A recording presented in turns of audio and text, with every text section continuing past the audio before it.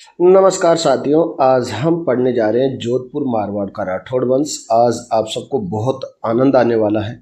तो शुरुआत करते हैं सबसे पहले उत्पत्ति को लेकर कि ये राठौड़ शब्द की उत्पत्ति कैसे हुई। तो राठौड़ शब्द संस्कृत भाषा के राष्ट्रकूट शब्द से बना है। राष्ट्रकूट जो शब्द है इसका प्राकृत रूप होता है रट उड़, और रट उड़ से राठौड़ शब्द बनता है। हाँ, दूसरी बात करते हैं हम राठौड़ जाति की उत्पत्ति को लेकर। राठौड़ जाति की उत्पत्ति कैसे हुई। सबसे पहले कुछ स्रोत और कुछ मत हमारे सामने रखे हुए हैं, एक एक को ध्यान से देखेंगे। सबसे पहले बात करते हैं पोतियों की, ख्यातों की। जो चारण भाटों की ख्यातें थी उनमें इनको हिरण्यकश्यप की संतानें माना गया है। दूसरा, दयालदास जो प्रसिद्ध लेखक थे उसकी ख्यात में उन्होंने इसको सूर्यवंशी राठौड़ों को और भल्लराव ब्राह्मण की संतानें बताया है। हाँ, कुछ बातें हैं वो बाद में करेंगे, कुछ विद्वानों की बातें। डॉक्टर ओझा ये इन्हें राठौड़ों को बदायूं के राठौड़ों के वंशज मानते हैं। ये ध्यान रखिए, बदायूं उत्तर प्रदेश में है। नंबर 3 से लेकर नंबर 7 तक की बात करते हैं। नैण सिंह, चंद्र बदाई, बांकीदास आसिया, कर्नल टोड और विश्वेश्वर नाथ रेऊ, ये सभी राठौड़ों को कन्नौज के जयचंद गढ़वाल के वंशज मानते हैं। आपको जानकारी के लिए बता दूं, जयचंद गढ़वाल इनका मोहम्मद गोरी के साथ चंदावर का युद्ध हुआ था 1994 में। तो 1994 में जब ये वार लड़ी गई तो इसमें जयचंद की मृत्यु हो गई। जयचंद की मृत्यु के बाद में कन्नौज की सीट पर जयचंद का पुत्र हरीश चंद्र बैठा, लेकिन इसको भी कन्नौज में ज़्यादा दिन तक आराम से नहीं रहने दिया गया और इल्तुतमिश ने 1226 में इसको कन्नौज से भगा दिया। हार कर ये कहाँ आ गया? हार कर ये महुई गांव है फर्रुखाबाद जिले में। तो महुई में इन्होंने अपना नया ठिकाना बना लिया हरीश चंद्र में। अब बात करते हैं एक दूसरी। हरीश चंद्र के एक छोटा पुत्र था जिसका नाम था सेतराम, और सेतराम का ही लड़का है जिसका नाम था राव सिंहा। इस राव सिंहा को राठौड़ों का मूल पुरुष माना गया है, या यूं कह सकते हैं संस्थापक। तो राठौड़ों का संस्थापक है राव सिंहा। तो राव सिंहा भी क्या करता है, हरीश चंद्र के साथ काली नदी तट पर आता है और एक दुर्ग बनाता है। ये मऊ गांव के पास में ही है। हाँ, थोड़े दिनों बाद में यहाँ भी मुस्लिम कब्जा हो जाता है। इसके बाद में हताश होकर ये द्वारिका को प्रस्थान कर जाते हैं कि गुजरात की तरफ चलते हैं, द्वारिका की तरफ चलते हैं। बीच रास्ते में पुष्कर में ये विश्राम को रुकते हैं राव सिंहा। यहाँ पर क्या होता है, कुछ ब्राह्मण यात्री होते हैं। वो ब्राह्मण यात्री इनसे निवेदन करते हैं कि हमारे ऊपर कष्ट आ रखे हैं और मुस्लिम लुटेरे हैं जो भीनमाल को तहस नहस करने में लगे हुए हैं, तो आप हमारी हेल्प कीजिए। राव सिंहा उनकी बात पर गौर करते हैं और मौके की तलाश में थे ही और भीनमाल को मुक्त करा देते हैं। इसी समय भीनमाल में ही पल्लीवाल ब्राह्मण थे, उन्होंने भी राव सिंहा से निवेदन किया कि पाली को भी आप भील, मीणा और मेरों ने आतंक मचा रखा है, तो कृपया हमें भी निजात दिलाइए। राव सिंहा ऐसा ही करते हैं और बाद में पाली को जीतकर यहीं सेटल हो जाते हैं। अब देखो, एक बीटू गांव का लेख है। ये बीटू गांव पाली में है और ये लेख राव सिंहा की वाइफ पार्वती सोलंकी जो गुजरात की थी, पार्वती सोलंकी ने ये लेख उत्कीर्ण करवाया था। इस लेख के अनुसार 9 अक्टूबर 1273 ईस्वी को सिंध लुटेरों यानी सिंध के मुस्लिम लुटेरों के साथ लड़ते हुए इनकी डेथ हो गई थी। अब देखिए, एक बात क्लियर है कि ये केवल राज्य स्थापना नहीं कर सके राव सिंहा, मगर राज्य में व्यवस्था और प्रबंध का काम नहीं कर सके। तो ये एक अव्यवस्था है, आने वाले समय में देखते हैं। इनका पुत्र होता है राव सिंहा का, और पुत्र का नाम था आस्तान। तो राव सिंहा की मृत्यु के बाद 1273 से 1291 में इनका टाइम पीरियड है, टेन्योर है। हाँ, ये अपने ननियाल गुंदोच में ही शक्ति को एकजुट करने लगे, क्योंकि आपको पता है सिंहा ने तो शक्ति एकजुट की नहीं थी, तो वहीं पर शक्ति जुटाते हैं ये ननियाल में रहकर। और देखिए, गुजरात बॉर्डर के पास और पाली के आसपास के क्षेत्र जिनमें पाली, खेड़, ईडर, ये क्षेत्र जीतते हैं। लेकिन 1291 ईस्वी में जलालुद्दीन मोहम्मद खिलजी के साथ इनका युद्ध होता है और उस युद्ध में ये इन क्षेत्रों की रक्षा करते हुए मारे जाते हैं। तो ये आस्थान थे। आस्थान के बाद में आते हैं राव दूहड़। इनका टेन्योर है 1291 से लेकर 1309 ईस्वी तक। ध्यान से देखिए कि जो गुर्जर प्रतिहार शासक थे उनके साथ युद्ध करते हुए इन्होंने मंडोर को जीता था। तो मंडोर को सबसे पहले राव दूहड़ ने जीता था। हाँ, इन्हीं प्रतिहारों से 1309 में ये हार जाते हैं और इन्हीं के साथ संघर्ष करते हुए दूहड़ की मृत्यु हो जाती है, यानी एक बार जीतकर वापस हार गए। इसके बाद में राव रायपाल आते हैं। इन्होंने उसी क्रम को जारी रखा और मंडोर को फिर से जीता। राव रायपाल के बाद में कुछ शासक आते हैं जिनमें राव भीम, राव कनकपाल, राव जालनसी, राव छाड़ा। तो ये छाड़ा से ऊपर जालनसी तक ये सभी शासक भाटियों के साथ युद्ध करते हुए मारे गए थे। ये सभी के सभी रायपाल से जालनसी तक। जालनसी के बाद में इनका पुत्र आता है राव छाड़ा। राव छाड़ा बहादुर था, तो इसने उमरकोट के सोढों को, जैसलमेर के राव को, जालोर के मुस्लिम शासक नागौर को, सोजत, भीनमाल, इन राजाओं को हराया और अपनी कीर्ति फैलाई।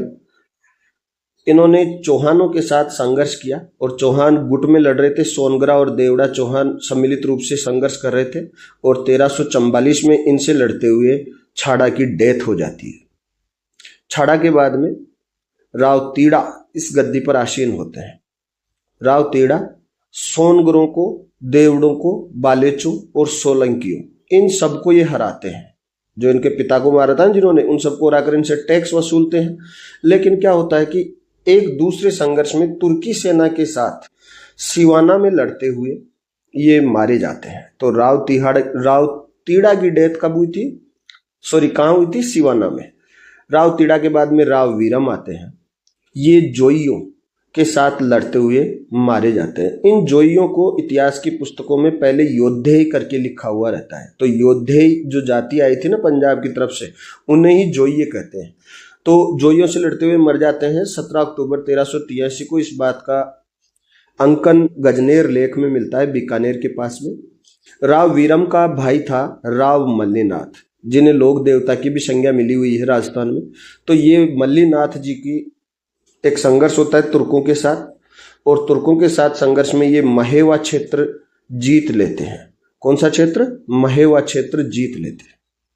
राव मल्लीनाथ ने रावल की उपाधि ग्रहण की थी भाई, रावल की उपाधि ग्रहण की थी राव मल्लीनाथ। हाँ, राव मल्लीनाथ और राव वीरम के पुत्र और राव मल्लीनाथ के भतीजे, ये हैं राव चुंडा। ये अगले शासक बन के आते हैं मारवाड़ पर। 1394 से 1423 इनका टेन्योर है। जैसा कि उत्कीर्ण है, पिता की मृत्यु के बाद में चाचा मल्लीनाथ ने इनका पालन पोषण किया था और सालोड़ी गांव की जागीर दी थी इनको, राव चुंडा को। चुंडा ने मंडोर जीता था और मंडोर को जीतकर इसको राजधानी भी बनाया, और ये 1394 ईस्वी की बातें हैं। तो 1394 में मंडोर जीता। ख्यातों के अनुसार देखो, मंडोर इन्होंने जीता नहीं बल्कि दहेज में मिला था, और इंदा राय धवल की पुत्री से इनको शादी के उपलक्ष्य में ऐसा हुआ था।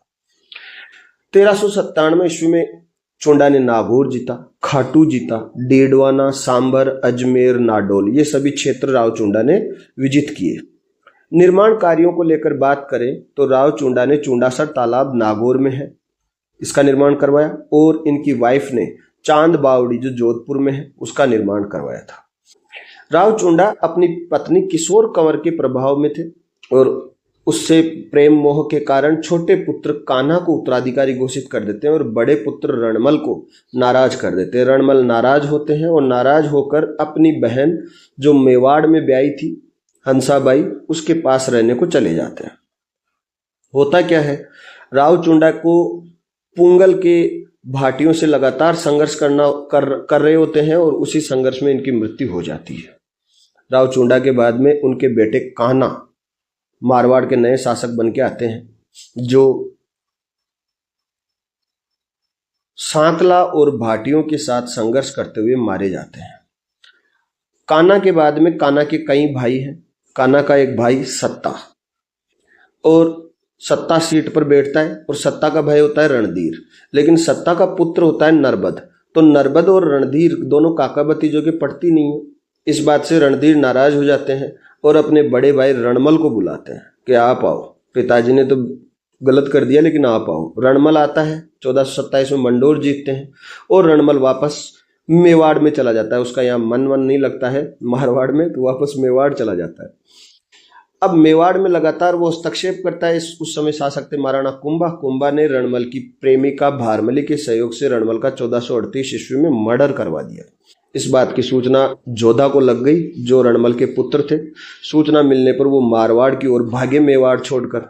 लेकिन कुंभा के सेनापति जो राव चुंडा थे, तो राव चुंडा उनका पीछा करते हैं जोधा का, और परिणाम ये होता है कि मंडोर पर भी मेवाड़ी कब्जा हो जाता है, मेवाड़ का कब्जा हो जाता है। निराश होकर जोधा कहाँ चले जाते हैं? काहुनी गांव, बीकानेर के एक गांव है काहुनी, वहां चले जाते हैं। अनेक विफल प्रयासों के बाद जोधा मंडोर फिर से 1453 में जीतने में सफल हो जाता है। दरअसल इस बार मंडोर जो चुंडा ने अपने उत्तराधिकारी वहां पर छोड़ के गया था प्रबंध के लिए, इसके पुत्र थे कुंतल मांझा और सूबा, और एक अधिकारी था विक्रमादित्य झाला। तो इनको ये यहाँ पर मंडोर छोड़कर गए थे चुंडा, तो इनको हराकर जोधा वापस मंडोर जीतता है, और जोधा का यहीं पर राज्याभिषेक होता है मंडोर में 1458 में। जोधा लगातार इस मेवाड़ी कलह से सुलह के प्रयास में रहता है इनसे निजात पाने के लिए, और अपनी पुत्री श्रृंगार देवी का कुंभा के पुत्र रायमल के साथ विवाह कर देता है। और इस बात का उल्लेख गोसुंडी बावड़ी का जो लेख है उसमें मिलता है। अब देखो मेवाड़ी खतरा टल गया, तो अब जोधा अपने विजय अभियान शुरू करता है। मेड़ता, फलोदी, पोकरण, भादराजून, सोजत, जेतारण, सिवाना, नागौर, ये सभी क्षेत्र जीतता है और इनको मारवाड़ अपने राज्य में मिला लेता है, मारवाड़ वाले राज्य में। जोधा के पुत्र बीका ने जोधपुर पर दावा न करने का वचन देकर, भाई मैं जोधपुर पर कभी दावा नहीं करूंगा, और बीकानेर में स्वतंत्र राज्य की स्थापना कर ली। जोधा के एक अन्य पुत्र थे वर्सिंग और दूधा, इन्होंने मेड़ता सिटी बसाई थी, तो मेड़ता शहर की स्थापना भी जोधा के पुत्रों ने की थी। निर्माण कार्यों की बात करें, 1459 में जोधा ने जोधपुर बसाया और उसे राजधानी बनाया, और सुरक्षा के लिए मेहरानगढ़ पोर्ट बनाया था। मेहरानगढ़ किला जो जोधपुर में है, 12 मई 1459 को। मंडोर में इन्होंने जोधा तालाब अपने नाम से, और इसी मेहरानगढ़ फोर्ट में 1460 ईस्वी में नागणेची माता का मंदिर भी बनवाया था। माताजी के नाम पर कोडमदेशर तालाब, इनकी माता का नाम कोडमदे था, तो उसके नाम पर कोडमदेशर तालाब बनाया था। इनकी पत्नियों ने जसमादे हाड़ी, जिसने रानीसर तालाब बनाया, और दूसरी पत्नी थी एक चांद कंवर सोनगरी, इसने चांद बावड़ी बसाई। तो ये थे राव जोधा। जोधा के बाद में आगे बात करते हैं जोधा के पुत्रों को लेकर। यहाँ एक कहानी छिपी हुई, ध्यान से देखना। जोधा का सबसे बड़ा बेटा था निम्बा, जो जोधा के काल में ही मर गया था। जोधा के बाद में था बीका, जो बाहर बीकानेर चला गया था। तीसरा पुत्र था सातल, इसलिए अब सातल राजा बनता है, और इसका टेन्योर था 1489 से 1492 तक। देखो इसकी सबसे महत्वपूर्ण उपलब्धि, इसने पोखरण के पास में सातलमेर दुर्ग की स्थापना की थी 1490 में। हाँ, इसने एक प्रसिद्ध युद्ध लड़ा था जिसे कोसाना का युद्ध कहते हैं। ये अजमेर के शासक मल्लू खां से, अजमेर का सूबेदार था मल्लू खां, तो उसके सेनापति था घुड़ला खां। तो घुड़ला खां और सातल के साथ हुआ था। इसमें ये जीत तो गए था सातल, लेकिन युद्ध के दौरान इनकी मृत्यु हो गई। रिजल्ट तो इनके फेवर में रहा, लेकिन डेथ हो गई। और इसी गुड़ले खां के नाम पर यहाँ मारवाड़ में एक गुड़ला उत्सव की शुरुआत हुई है। तो गुड़ला उत्सव सातल के समय। इसके अलावा इनकी पत्नी फूला भटियानी ने जोधपुर में फूलेलाव तालाब बनाया था भाई। तो ये दो बातें, गुड़ला उत्सव और फूलेलाव तालाब। सातल निसंतान मर गया, इसके कोई औलाद नहीं थी, तो सातल का ही भाई सूजा अगला राजा बनता है 1492 से लेकर 1515 तक। इसने बाड़मेर जेतारण को अपने क्षेत्र में मिलाया। इसी समय इस पर बीका का अटैक हुआ कि मेरे भाई की जगह तू बेटा है तो हट, और उसने जोधपुर राज्य की जितनी भी पूजनीय चीजें थी उनकी डिमांड की कि वो मुझे दे दे, क्योंकि पिताजी मेरे भी थे, जोधा मेरा भी तो बाप था। बाद में समझौता हो जाता है। हाँ, इसी के समय मेड़ता स्वतंत्र हो गया था सूजा के समय, और राव वीरम ने वहां का स्वतंत्र राजा बन गया था। सूजा का ज्येष्ठ पुत्र बड़ा लड़का था बागा, वो सूजा के काल के दौरान ही मर गया था, इसलिए दूसरा लड़का जिसका नाम था राव गांगा वो राजा बनता है। 1515 से लेकर 1532 ईस्वी तक उसका शासनकाल है। गांगा का मर्दुल इंसान था, सरलवासी, बिल्कुल सरल जीवन जीता था। धार्मिक वर्ग को भूदान दिए इसने। अधिकांश सरदार इसके स्वभाव से फायदा उठाकर स्वतंत्र हो गए।